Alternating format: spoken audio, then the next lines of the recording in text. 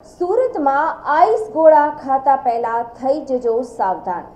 Ice ગોળાનું વેચાણ કરતી 3 અલગ દુકાનોના નમૂના થયા આરોગ્ય વિભાગની તપાસમાં ફેલ।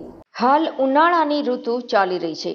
શહેરમાં અસહ્ય ગરમીથી લોકો ત્રાહિમામ પોકારી ઉઠ્યા છે। સૌ કોઈ લોકો ગરમીથી રાહત મેળવવા ઠંડા પીણા અને બરફ ગોળા સહિત આઈસ ડીશનો સહારો લઈ રાહત મેળવી રહ્યા છે। પરંતુ જે લોકો ગરમીથી રાહત મેળવવા માટે આઈસ ડીશ અને બરફ ગોળો આરોગી રહ્યા છે તે કેટલો આરોગ્યપ્રદ છે તેનો ખ્યાલ પણ હોતો નથી।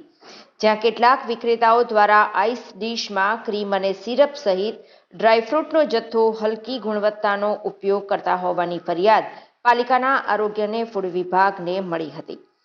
સુરત મહાનગરપાલિકા દ્વારા હાલ ઉનાળાની ઋતુને ધ્યાનમાં લઈ થોડા દિવસ અગાઉ શહેરમાં આઈસ ડીશનું વેચાણ કરતી 16 જેટલી દુકાનોમાંથી લેવામાં આવેલ 23 જેટલા સિરપ અને ક્રીમના નમૂનાઓ પૈકી 3 દુકાનોના નમૂના પાલિકાની પબ્લિક હેલ્થ લેબોરેટરીમાં ધારાધોરણ મુજબ નહીં મળી આવતા એડ્યુકેટિંગ ઓફિસર સમક્ષ કાર્યવાહીની તજવીજ હાથ ધરવામાં આવી હતી।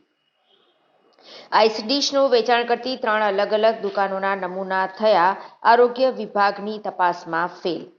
તો આઈસ કલરની ઉપર જે સિરપ અને ક્રીમ નાખવામાં આવે છે તેના નમૂના પણ ફેલ થયાનો ખુલાસો થયો છે। 16 દુકાનોમાંથી લીધેલા નમૂના મુજબ ક્રીમ અને સિરપના 23 નમૂના લેવામાં આવ્યા હતા, જેમાંથી અડાજણ સ્થિત આનંદ મહલ રોડ પર આવેલ રજવાડી મલાઈ આઈસ ડીશ, જેબી આઈસ ડીશ અને રાજ આઈસ ડીશ વિક્રેતાઓના નમૂના ધારાધોરણ મુજબ નથી।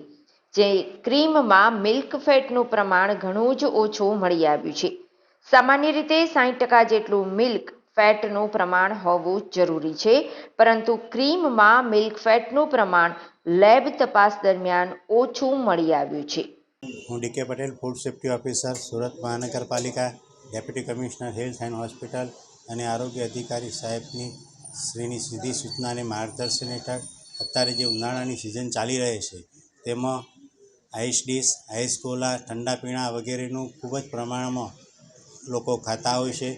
તો ફૂડ વિભાગની અલગ ટીમો બનાવી દરેક ઝોન વિસ્તારમાં નમૂના લેવાની કામગીરી હાથ ધરવામાં આવેલ। તેમાં કુલ 23 નમૂનાઓ લઈ પબ્લિક હેલ્થ લેબોરેટરી સુરત મહાનગરપાલિકાને પૃથ્થકરણ સારો મોકલાવી આપવામાં આવેલ। આ કુલ 23 નમૂનાઓ પૈકી કુલ 3 નમૂનાઓ એ ક્રીમ અને સિરપના જે the food safety and standard act 2006 અન્વયના ધારાધોરણ મુજબ માલુમ પડેલ ન હતા। આવા જે નમૂનાઓ છે તેની સામે અગાઉના સમયમાં food safety and standard act 2006 અન્વયે એજ્યુકેટિંગ ઓફિસર સમક્ષ ફરિયાદ મૂકવાની કામગીરી હાથ ધરવામાં આવશે। આ નમૂનાઓમાં મિલ્ક ફેટનું પ્રમાણ જે કાયદા મુજબ હોવું જોઈએ તેના કરતાં ઓછું માલુમ પડેલ છે।